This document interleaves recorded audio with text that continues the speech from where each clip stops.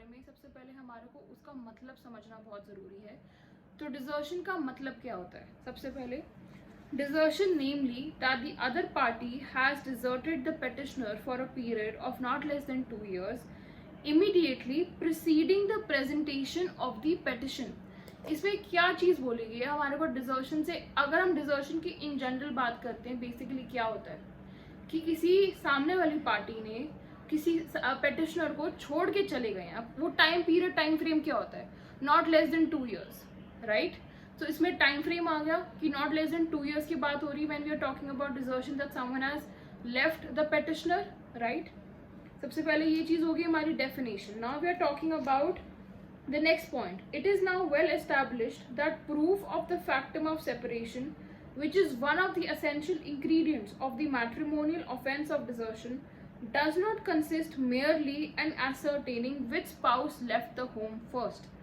It is now well accepted by the courts both in India and in England that a spouse may be guilty of such misconduct as would render the continuation of marital relations so unbearable that the other spouse is compelled to leave the matrimonial home. In such a case, it is the former and not the latter spouse who is guilty of desertion. This is sometimes also referred to as constructive desertion. So now this point is very important. हमारे को इसमें constructive desertion का मतलब समझाया गया है। इसमें क्या चीज़ बोली गई है कि चीज़ बहुत वेल एस्टैब्लिश्ड है कि जो प्रूफ है हमारा ऑफ द फैक्टम ऑफ सेपरेशन, जो कि हमारा एक असेंशियल इंग्रेडिएंट है एक of the matrimonial offence of desertion, वो कंसिस्ट मेयरली नहीं करता इन ये असर्टेनियत देखने में कि कौन से स्पाउस ने घर छोड़ा है या किसने पहले घर छोड़ा है। ये बहुत ज़्यादा वेल एक्सेप्टेड है कोर्ट्स में इंग्लैंड एंड इंडिया के अंदर कि स्पाउस जो है वो गिल्टी होगा इस मिसकॉन्डक्ट का as would render the continuation of marital relations so unbearable. मतलब इतने अनबियरेबल हो चुके हैं matrimonial relations that the spouse is willing to actually leave and desert the opposite spouse। वो unbearable circumstances and situations हो चुके हैं इस वजह से। in such case, in cases में क्या होता है, जो फॉर्मर एंड जो latter spouse वो नहीं, वो गिल्टी होता है डिजर्शन के लिए। इसको समटाइम्स हम क्या बोलते हैं? कंस्ट्रक्टिव डिजर्शन बोलते हैं, ठीक है। नेक्स्ट हमारा जो केस लॉ बोला गया सबसे पहला फर्स्ट केस लॉ है Asha Handa versus Baldev Handa. Thus it has been held कि अगर एक हस्बैंड जो है सर्कमस्टांसेस क्रिएट करता है जो वाइफ को कंपेल करता है कि वो घर छोड़ने पे, वो हस्बैंड है, वो वाइफ नहीं है जो कि गिल्टी है डिजर्शन के लिए।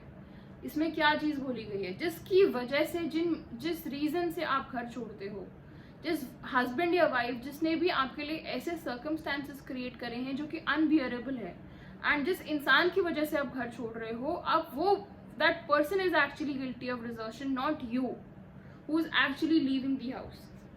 now सबसे पहला हमारा जो है 2 फैक्टर्स जो है हमारे जो कि कोएग्जिस्ट करते हैं डिजर्शन को इस्टेब्लिश करने के लिए, जो कि हमारे बहुत ज़्यादा वेल एस्टैब्लिश्ड रूल्स हैं, हमारे फैक्टर्स हैं। सबसे पहला है factum, that is essential separation, and secondly हमारा है जो कि अकम्पनीड है by the animus deserendi, that is the intention to desert. Both जो दोनों इंग्रेडिएंट्स हैं वो कंटिन्यू करते हैं throughout the statutory period, that is 2 years और more, right? So these 2 essential ingredients are important, that is factum and animus desidendi, to actually constitute हमारा desertion। now हमारा जो नेक्स्ट केस लॉ है वो है Lachman versus Meena. The Supreme Court has held that there is no obligation on the deserted spouse to appeal to the other spouse to change his or her mind. Omission to make efforts for reconciliation does not debar a deserted spouse from claiming matrimonial relief। इसमें क्या चीज़ बोली गई है कि अब reconciliation की इसमें बात हो रही है ऑब्वियसली कि सुप्रीम कोर्ट ने ये हेल्ड करा है कि कोई भी ऑब्लिगेशन नहीं है डिजर्टेड स्पाउस के ऊपर कि वो अपील कर सकता है टू दी अदर स्पाउस कि भाई कि you please change your opinion और change your behaviour, change your mind. Omission to make efforts for reconciliation वो डीबार नहीं करते एक डिजर्टेड स्पाउस को क्लेम करने से matrimonial relief. This is the case law that we are discussing here. Now next हमारा है Baker versus Baker. It will be seen that one of the essential ingredients of desertion is the separation of one spouse from the other. Thus, as a general rule, there can be no desertion when the parties are living together. However, it has been held in an English case that in exceptional cases there may be desertion even if the husband and wife are living in the same dwelling place. If there is such a forsaking and abandonment by one spouse of the other that the court comes to the conclusion that the spouses have separate households. इसमें क्या चीज़ बोली गई है? ये बहुत एक essential हमारा ingredient है डिजर्शन का, वो है separation of one spouse from the other. दस एक जो जनरल रूल है कि कोई भी डिजर्शन जो पार्टीज जो कि साथ में रह रही हैं वो डिजर्शन में काउंट नहीं होगा. अगर साथ में दो पार्टीज रह रही है then it is not desertion.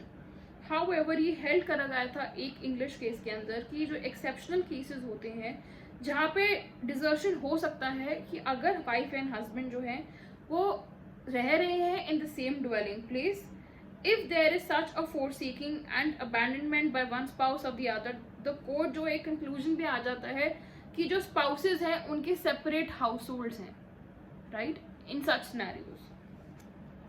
Lastly जो है डिजर्शन वो डिफर करता है दूसरे मैट्रिमोनियल ऑफेंसेस से, लाइक एडल्ट्री या क्रूएल्टी.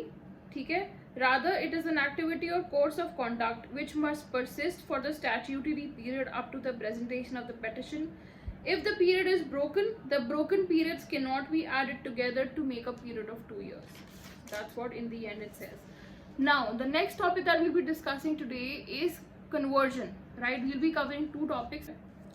Conversion क्या होता है? Conversion namely that the other party has ceased to be a Hindu by conversion to another religion. मतलब दूसरे religion में convert करना, basically that's what conversion means, Hindu से किसी और religion में. The act now gives a right to the spouse who continues to be a Hindu to obtain a divorce on the ground that the other spouse has ceased to be a Hindu by conversion to some other religion. अब किसी दूसरे religion में convert कर लिया किसी spouse ने, तो court जो है वो सामने वाले spouse को ग्राउंड है कि अगर if someone has converted to some other religion तो वो divorce ले सकता है. ठीक है, सो दिस इज व्हाट हमारा कन्वर्जन मीन्स. कन्वर्जन इज हमारा the fourth ground of under the Hindu marriage act, grounds of divorce. So I hope conversion and desertion का कॉन्सेप्ट क्लियर आउट हुआ होगा. सो इफ क्लियर आउट थोड़े बहुत doubts है, of course you can pop up and comment on the YouTube videos comment box. And do subscribe to our channel and do follow us on our Instagram handle, and of course if you would like to join a Telegram group that would be great. So yeah, thank you so much and please take care and stay safe.